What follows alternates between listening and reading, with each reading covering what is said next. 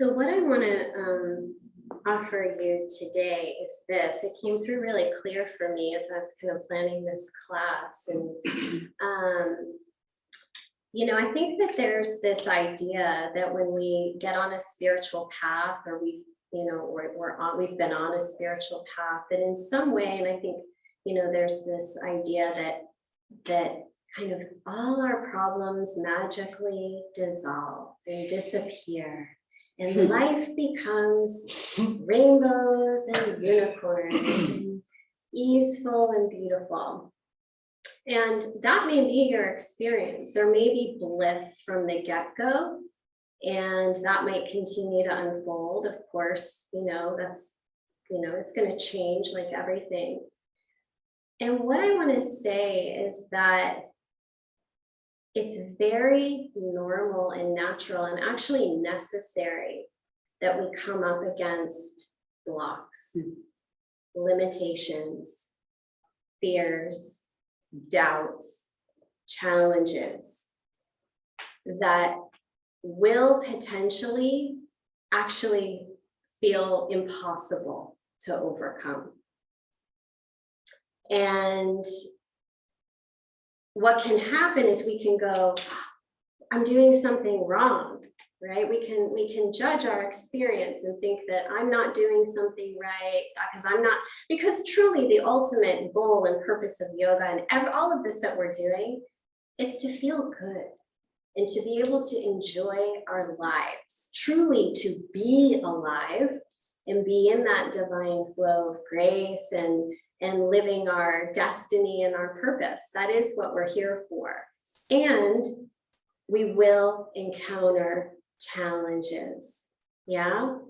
And what I have learned, one of the things that I've learned, because it's happened so many times, it's a pattern, it's a cycle that happens, is that often when we get very close to a breakthrough, when I say that, I mean we talked last week about hitting up against those glass ceilings of experience in our lives, where we just find like, I can't quite get past this place, whatever it is for you. We all have them, because again, we're in the human experience, and that's why we're here. And we go, I have no idea. I just encountered this myself in my life in the last couple of weeks. I had this situation in my life, and I was like, I have no idea how to resolve this. And the sutra, so there's 5 sutras for the Aquarian age that we've been given to help support us in really aligning with this new age of consciousness. And one of them is this sutra, and I want to give it to you today, and I want you to take it into your being today and really own it, like claim it as your own. And it's this. The sutra says, there's a way through every block. There is let's say it together, okay? There is a way through every block. There's a way through every block. I had no idea how to get through that block. Like, my mind didn't know.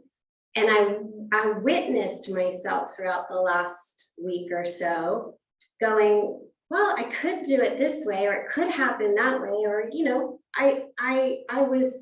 I was doing my best to engage my creative mind and all of the possibilities. And then there were moments where I just felt a sense of hopelessness and despair of like, well, I guess it's just not going to be this or that. And then there were moments of like, well, oh, I don't know. And then I found myself in a place of acceptance, peace. Well, truly, if it doesn't happen this way or that way, but you know what I kept repeating to myself? There's a way through every block. There's a way through every block. And just that in itself supported me in this process, right? I didn't give up, and I want to make it clear. I didn't just go, oh, forget it, it's never gonna work, or this isn't gonna happen. But I also was aware I didn't try to force and push my way through the block. Mm. Yeah? Mm. Maybe the way I would describe it as I'm talking about it now to you, what it feels like, it was a dance. I was dancing with the block. We were dancing, like, oh, we're gonna go this way. Okay, we're gonna go that way. We're gonna dance.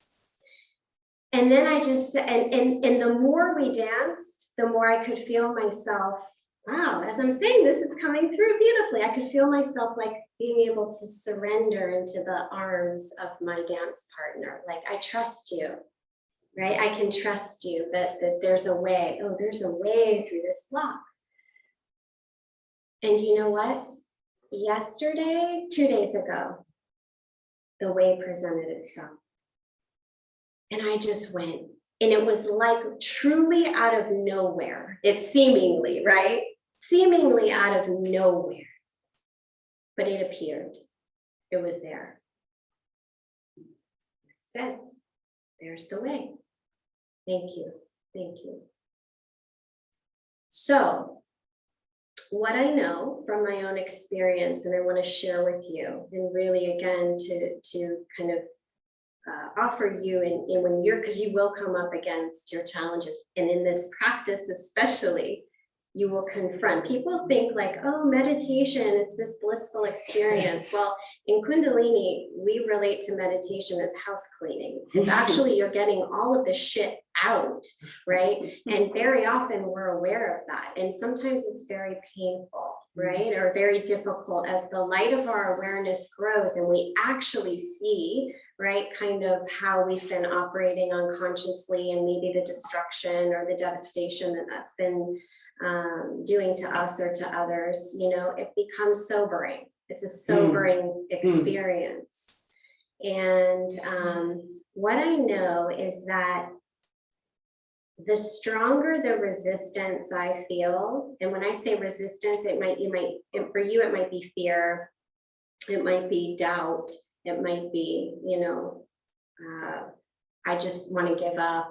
It may be, I'm so tired, I just can't do it anymore, right? Whatever it is, I pay attention to those times very, very closely, because now I know that they're a sign that I'm very close to breaking through a block.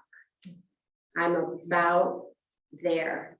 What most people do is they put on the brakes. They stop right at that point. That's not the time. You actually want to hit the gas. Okay, you want to keep going. Don't stop. There's a way through every block. Now, do you need to force and push? No, that's not the way, right? There's force and there's power. We're not forcing, we're not pushing ourselves. We're not beating ourselves up and saying, you gotta do that. No, we're actually taking the seat in our power, which is our truth, which is our Satnam. Yeah. So there's a way through every block. You don't have to know. We don't have to know. You just have to, again, sometimes the wisdom is that the block totally dissolves and disappears, but sometimes the block doesn't change. You change. You have to develop. What am I being called to develop in myself? And this is a great question that I ask people that I work with in my private practice. If this situation, this relationship, your money issues, whatever it is, if that situation never was going to change, what would you have to develop in you in order to be victorious in this situation? What do you need to develop, right? Maybe for some it's faith. Maybe in some instances it's surrender. Maybe in some instances it's grit. Like you gotta get that nervous system depth to really look yourself in the eyes and tell yourself the truth. Maybe it's courage. Yeah. So we're going to work with that today because we're going to do a Kriya to support our nervous system. And then we're going to do a meditation that I'll talk about when we get there. All right, so let's do a little movement.